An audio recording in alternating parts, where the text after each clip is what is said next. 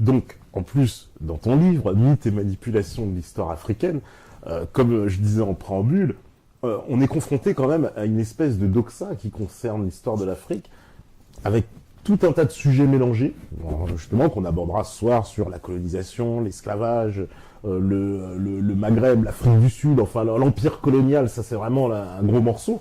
Et toi, tu remets en cause, en fait, quand même, un certain nombre de... Comment on pourrait dire de poncifs. De poncifs, voilà, qui ont été établis depuis longtemps, mais qui sont en plus enseignés. Oui. Ce sont pas... c'est ce qu'on je veux dire, c'est une pensée à laquelle on formate les gens. C'est l'histoire officielle. C'est l'histoire officielle, voilà, c'est l'histoire officielle. Et toi, tu remets en cause donc cette histoire officielle sur tout un tas de sujets. Alors, depuis les origines. Depuis les origines, voilà. Depuis les origines. Alors déjà, y en a un, bon, alors on va mettre les pieds dans le plat direct, c'est la fameuse, comment dire, antériorité donc des Noirs sur l'histoire égyptienne et alors les travaux de Cheikh Anta Diop, parce que c'est un peu le péché originel, ça. Oui, alors Cheikh Anta Diop, soyons clairs, moi je veux pas vexer les jeunes camarades africains, il y a l'université Cheikh Anta Diop à Dakar, etc. Bon, je veux pas casser une idole, c'est pas du tout ça. Je veux remettre les choses dans le contexte. Cheikh Anta Diop écrivait dans les années 1950. Oui. Bon. L'histoire a complètement évolué depuis. Dans les années 1950, l'archéologie africaine balbutiait. Il n'y avait pas d'études génétiques. Non. La lexico-statistique appliquée à l'archéologie des langues n'existait pas. Donc, Cheikh Anta Diop est parti sur une intuition avec des rapprochements totalement artificiels. Par exemple, il a dit, oui, l'égyptien est proche du sérère. Oui, tout à fait. Bon. Et il va prendre des duplications de toponymes et il va rapprocher cela. Par exemple, Serre, Sar, etc. Or, c'est un contresens complet.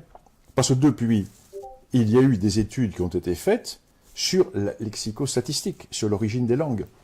Or, le sérère appartient à une famille linguistique qui n'est pas la famille de l'égyptien. L'égyptien ancien est une langue aphrasienne, ce qu'on appelait une langue afro-asiatique avant. Non, on parle d'aphrasien. Le sérère est une langue nigéro-kordofanienne. Donc ça n'a rien à voir. C'est comme si tu veux comparer une poule et un canard. Ça n'a rien à voir. Deuxième élément, à l'époque de Cheikh Anta Diop, il n'y avait pas d'études génétiques.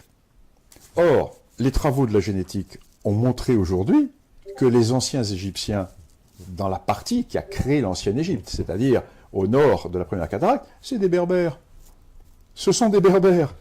Ils n'ont rien à voir avec les populations nubiennes. On a par les études génétiques, on sait très bien quelles sont les populations. Donc, si tu veux, le problème de Cheikh Anta Diop, c'est pas un problème, c'est qu'il écrivait à une époque où il est bien évident que les éléments scientifiques qui sont à notre disposition maintenant, qui permettent de dire que, bon, Cheikh Anta Diop s'est trompé. C'est exactement comme si on écrivait aujourd'hui l'histoire de France en se basant sur ce que l'on disait au XVIIIe siècle, en disant que la France était créée par des fugitifs troyens. Après la victoire des Grecs, les Troyens fugitifs se sont réfugiés et ont donné naissance à la lignée qui va donner naissance à la France. C'est ce qu'on croyait au XVIIIe siècle. Bon, c'est à peu près la même chose. C'est exactement la même chose. On sait maintenant par l'histoire, etc., que c'est pas le cas. Alors, donc, Cheikh Anta Diop, si tu veux, représente, pour moi, une butte témoin de la pensée philosophico-historique africaine des années 50, mais qui est complètement obsolète. Dernier élément de Cheikh Anta Diop, on dit les Égyptiens étaient noirs. Alors, je t'ai expliqué par la génétique que ce n'est pas le cas. Et si tu veux, on a quand même l'étude des momies. On a des milliers de momies.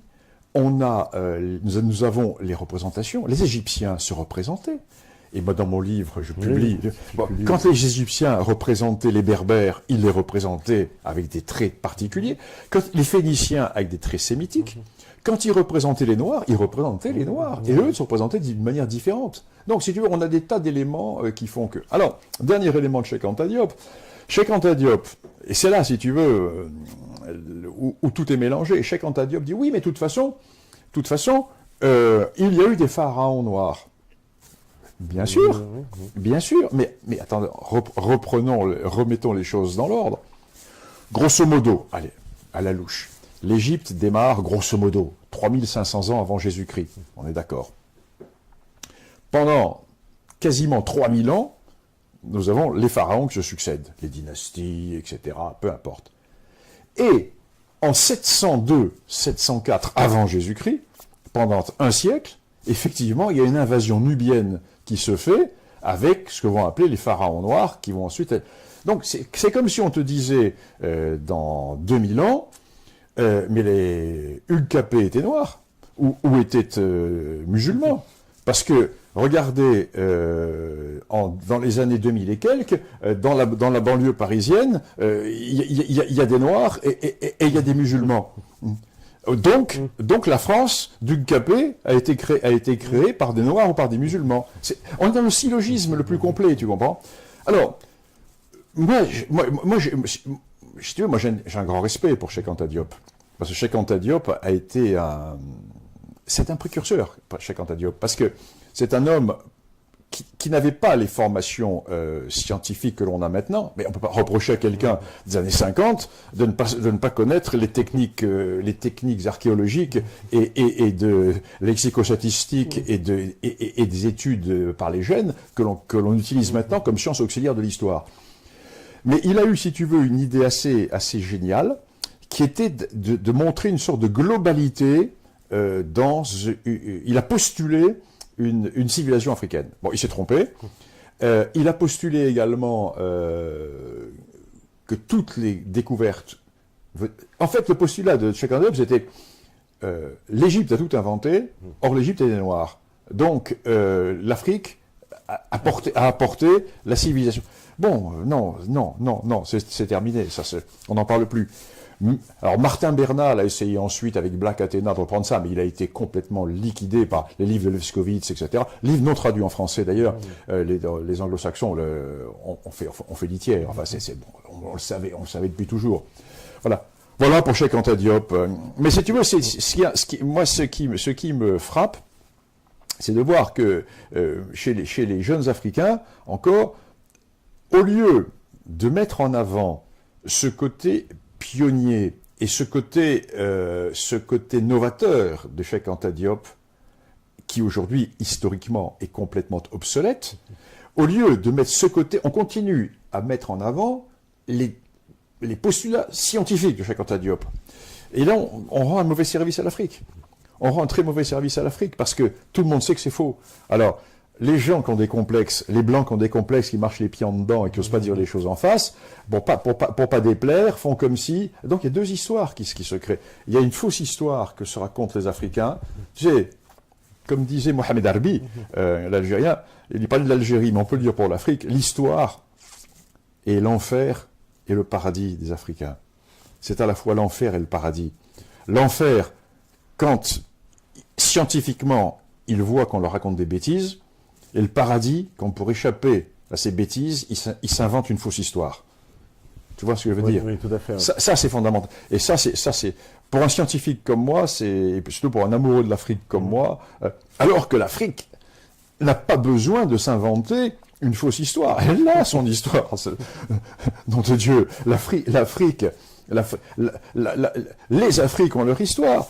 Par exemple, les plus anciennes traces de domestication de bovins et les plus anciennes traces de poterie, c'est le Sahara, c'est les Berbères.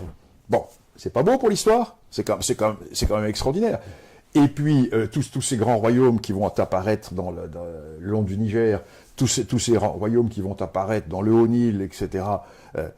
Tu vois, quand tu écris une fausse histoire, ou quand tu mets en avant une fausse histoire, la mauvaise monnaie chasse la bonne.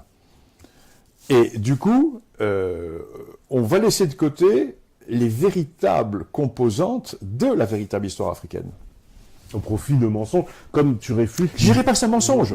C'est pas un mensonge. Pas un mensonge. Non. C'est une erreur historique liée à une période de l'historiographie.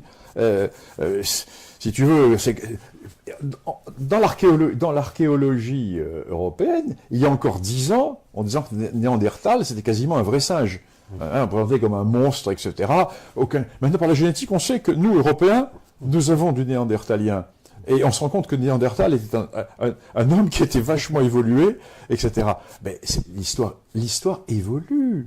L'histoire, c'est ni un catéchisme, ni le Coran.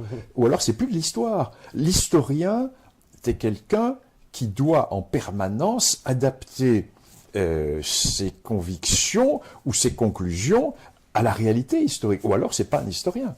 Donc il y a une forme de révisionnisme permanent en histoire obligatoire. Critique. La critique. Oui. Mais un historien qui n'est pas critique, qui ne révise pas ses positions, n'est pas un historien. Mais aujourd'hui, Cheikh Anta Diop, vivant, avec les techniques modernes de l'histoire africaine, je dis la linguistique, la génétique, etc., n'aurait peut-être pas les mêmes conclusions. C'est ça. Alors, c'est dommage de coller Cheikh Anta Diop à une histoire qui est obsolète. Et c'est pas sa faute. Parce qu'en plus, c'est pareil, le lien aussi, tu réfutes le lien, la Grèce, fille de l'Égypte. C'est la même chose. Ouais. Bon. Alors là, parce que c'est une incidence, parce que ça veut dire. Alors là, c'est plus Cheikh Anta Diop, c'est Martin Bernal. C'est Martin Bernal. Alors, erreur fondamentale. Alors Martin Bernal n'est pas un historien. Pas un historien.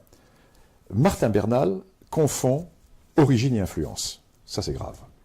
Comment ? Parce que personne n'a jamais dit qu'il n'y avait pas eu d'influence dans la civilisation grecque.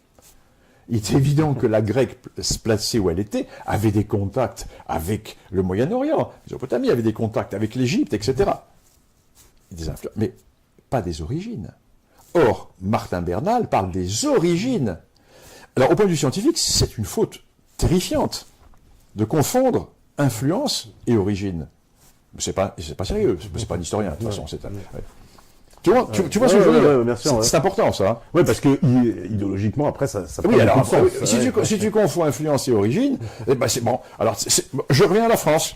Tu fais du rap, toi. Oui. Tu fais du rap. Bon, alors tu fais du rap, donc ton rap va avoir une influence sur la culture française, peut-être, mais c'est pas l'origine de la culture française.